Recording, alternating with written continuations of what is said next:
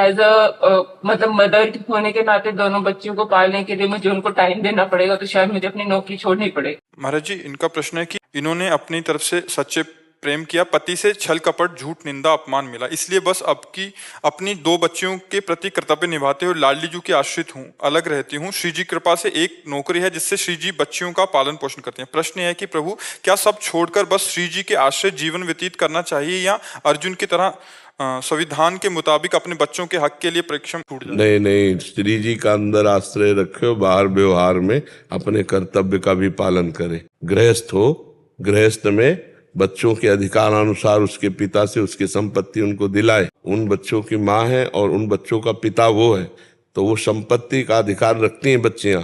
समय आने पर उनको उस अधिकार की प्राप्ति होगी तो वो भी सुखपूर्वक जीवन व्यतीत करेंगी।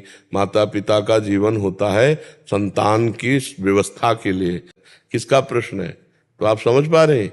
मैं तो नहीं छूटने पा रहा हूँ। नहीं कह रहे अंदर से कहीं आश्रय ना छूट जाए इन सब करते। नहीं, अंदर से आश्रय भगवान का रखिए, बाहर से प्रयत्न कीजिए। आपको ऐसा कुछ लड़ना झगड़ना तो है नहीं। अगर बच्चे थोड़ा सयाने हो तो उनको उनके पिता के हक को दिला दीजिए, क्योंकि आपके पास इतनी सामर्थ्य तो दिखाई नहीं दे रही, तो उनके पिता के पास तो संपत्ति होगी ही ना। प्रभु मेरी नौकरी है, नौकरी के उससे पाल सकते हैं बच्चों को, तो अच्छे पैसे मिलते हैं। बस इसमें ये दिक्कत है प्रभु की नौकरी मेरी भी जिंदगी भर नहीं रही। एज अ मतलब मदर होने के नाते दोनों बच्चों को पालने के लिए मुझे उनको टाइम देना पड़ेगा, तो शायद मुझे अपनी नौकरी छोड़नी पड़ेगी। अगर आपके पास ऐसी पर्याप्त संपत्ति है तो फिर कोई किसी से फिर क्या लड़ाई झगड़ा करने की जरूरत है।